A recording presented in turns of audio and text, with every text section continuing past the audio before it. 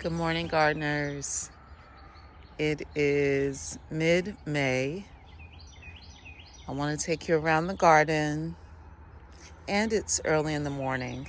The garden looks so beautiful right now, so I'm walking around the garden. I'll show you these peonies that are done.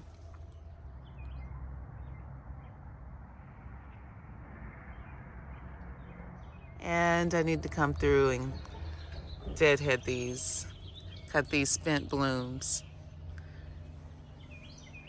But you know how things go with the garden.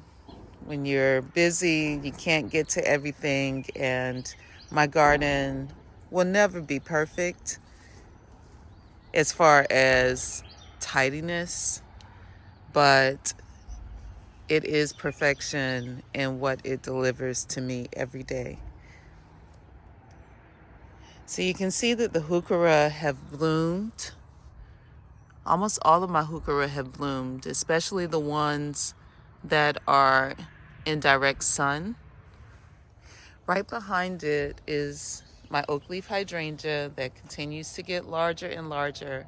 And I believe this is Snow Queen oak leaf hydrangea. It's going to be a big one. So I'll have to do some editing at some point. And here are my other heucheras. That bright green, blue-green plant is my blue shadow fothergilla. Right here is my hibiscus, my Mars Madness hibiscus. It already has little worms on it. I don't spray my garden because I feel like there's enough for the insects and for me. So I don't even notice those worms until I get close to the plant. Here's another one. And one more right here.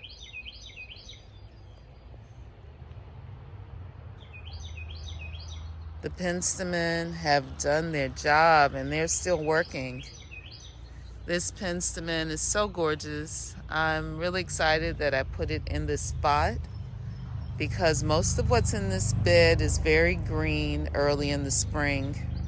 But that pop of purple and maroon are really, really standing out. These two clumps are my AGASTACHE, and they smell wonderful. The pollinators love it, the hummingbirds love it, I love it.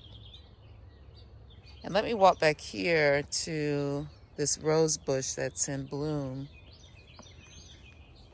And I think this is going to be my choice over the knockout. This is the Grace and Grit red rose from Monrovia. And that red is brilliant. It is the red that I love. There's a patch of volunteer black-eyed Susans back there. My sunshine ligustrums bounced back. They were looking pretty rough after a late frost that we had, and it took them a while to drop their leaves, but now the leaves are coming back. Let's take a walk down the side garden. In my foundation bed, I have lilies, phlox, evening primrose. This bed is just kind of full of different things. One day I'll figure out what I want it to be, and maybe I just continue to switch it up. My daylilies have always been in this bed. I started out with yellow daylilies, and I eventually changed to these beautiful red, orange lilies, daylilies. Along this side of my side garden, I have this wide sheet mulched bed. A couple years ago, I sheet mulched this area after removing 2 Bradford pear trees.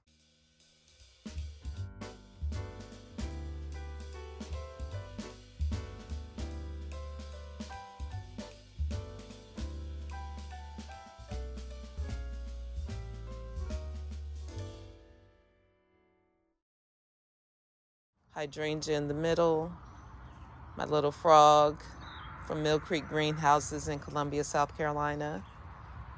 In the back, you'll see my feijoa shrub, and there's another feijoa shrub behind the knockout rose. Ornamental grasses. These knockout roses are really full this year. I did not prune them this year, so they took advantage of that. And dare I speak of the Japanese beetles, they have not arrived yet. So my roses are allowed to grow without interruption right now. So I am enjoying that. I have an oak leaf hydrangea here that I positioned under the bird feeder, which was probably not the best decision. So I will move this bird feeder elsewhere. But the flowers on that oak leaf hydrangea are lovely. This is the best show of larkspur that I've ever had. This entire section of the garden is just amazing right now. The brightness, the variety of color. When you look into this area, you can see the nigella, some of which are going to seed. The poppies in the back. I just went for it in this area. All kinds of seeds. There's echinacea that I've grown from seed in this patch. There's a little bit of everything. And I love it. The Verbena bonariensis that I planted years ago continues to reseed and sprout back up. And look how tall it's gotten. I love this patch. I love my whole garden, but this patch is just really, it's really delivering right now. So it's like my own little meadow of wildflowers.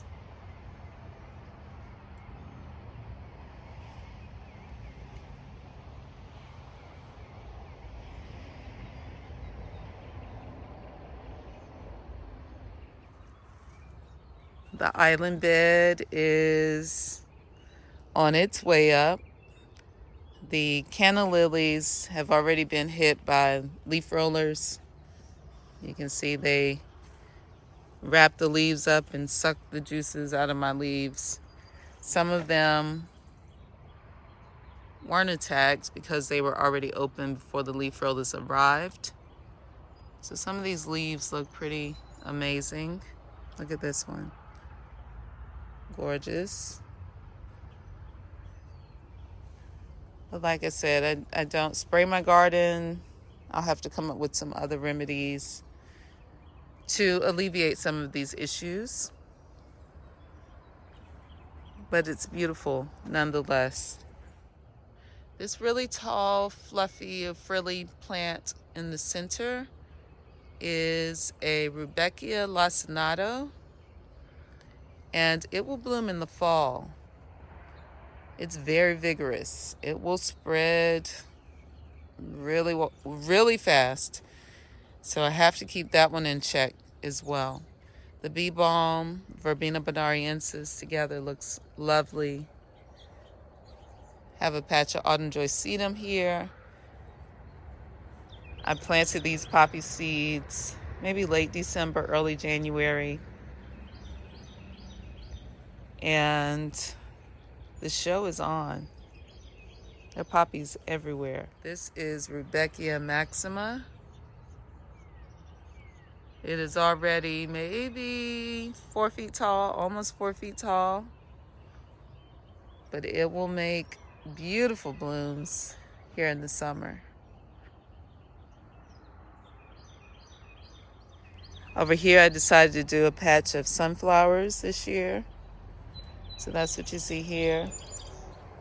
I'm trying to grow herbs in these containers, but not a lot of success. I see a little bit of green happening.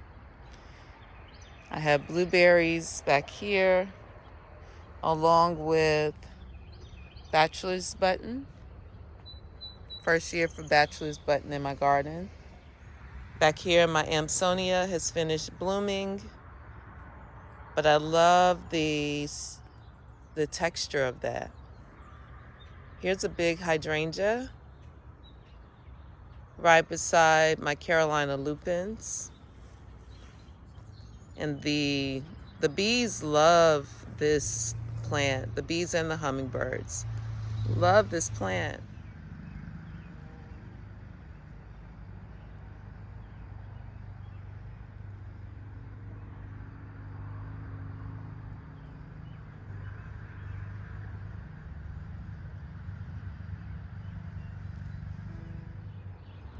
Thank you so much for visiting the garden.